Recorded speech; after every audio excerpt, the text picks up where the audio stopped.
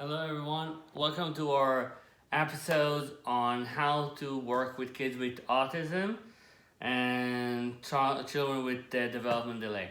In the following videos we're going to learn new strategies, how to assess and build a program for the kids that we have. This is actually a program for parents and caregivers, and it might help you to understand more about your child and also to help you to see how they learn. Now, during these classes, we are not going to use real kids. What we're going to use Jenny. Jenny is going to be our child, and what we're going to do, we're going to do the examples with her only. Okay?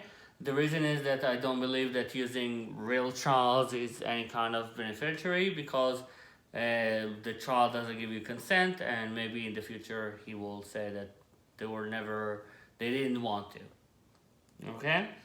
So let's start with the basic information that you need to go over when we work with kids with special needs, especially with autism or development delay. We need to see how they control the world. How do they see it? In our profession, we call it Umwelt. Umwelt is a German word that means me and in the world.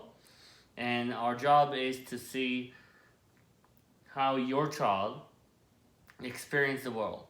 Does he see the world as a partner? Does he see us as partners? Actually, it's the much more important question. And does he see us as furniture, or does he even see us? He might not even see us at all, and that is another issue. And when a child is nonverbal, we might even think, well, how would I help him communicate to a child that doesn't show any kind of motivation to communicate?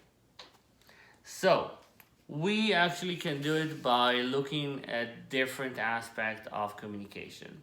At first, we are going to look at how the child is reacting to the 5 senses that we have. Is your child more tactile? He likes to touch, he likes to feel. Does your child is much more about sight and or hearing, or is he a visual learner? And all of those questions are very important to us as therapists, as parents, to see how we can help the child. So let's start with, is our child likes to move around the house every time, and it's not with any kind of an intention. And maybe he runs to furniture and tap on them all the time, or run around the kitchen, or run around himself and trying to get dizzy and everything else. And touch, we said.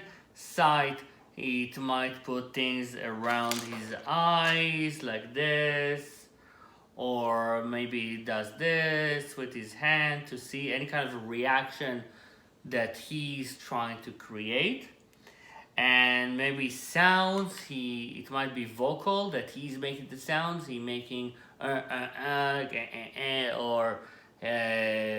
he's trying to touch things that make sounds every time like this for 4 hours and drive you crazy. And all of those things, those are communication, those are how he sees the world.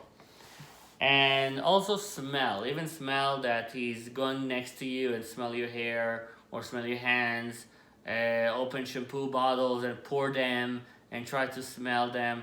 All of those things are ways that are needs that your child is trying to accomplish because they need it. When we find where is our child at this point, is he a movement, touch, sight, sound, or smell, we can start working. We can, if let's say that the child has movement, so we won't put Jenny sitting here for 10 minutes next to a table and tell her Find where is the red rod. Here it is. Good job. 3 hours like that. That will be hell for her. She will not learn. She might learn in a couple of months, but think in those couple of months you actually can work with her needs, and the child will learn faster.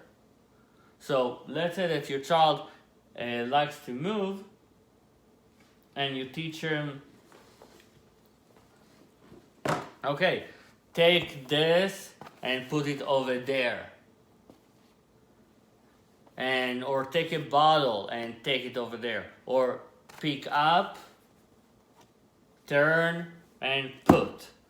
So when you do that, you teach them the words, you teach them to understand that there is a meaning to the word because there is an action that they are doing. They are learning through action. That is a very effective way to learn, and this is something that I've been doing for 20 years with kids who are low functioning or kids who are not verbal yet. We would just give them bottles, we would give them things to carry, we would use the words pick up, put down, push, and then they learn the meaning of the word. They learn that the word, when someone says push, there is an action to it, there is a reaction. So there is a consequence that you do. You're doing something that makes a difference. You control the world. Now, why is that important to learn the word? Because what is a gesture? What is pointing? If your child doesn't have it, the pointing is the maximum extension of your body. This is the maximum extension. But the word that the child is using is the ultimate extension. He's not moving his hand. He's not moving anything in his body that is not related to the mouth and voice that's going out of his mouth. When a child says dog, and I hear the word dog, we might not think about the same dog, but we understand each other because we have the scheme of what is a dog? How does it look like? If I see a dog in the world, I know exactly what they are talking about. So, when we go over all of those things and we learn what is our child's needs and how he sees the world, we are starting working. We said movement, we said touch. We will change, we'll do an activity. So we touch, we will put a lot of sensory things that he can touch and can move. We will put boxes that can put things in, and we would use those needs that the child has. Now, be careful because your child might be hyper. It means that those things doesn't make him a good learner. It just makes him more confused or more excited to see those things. So we need to teach him first to be on our regular line of understanding, and then from there we teach.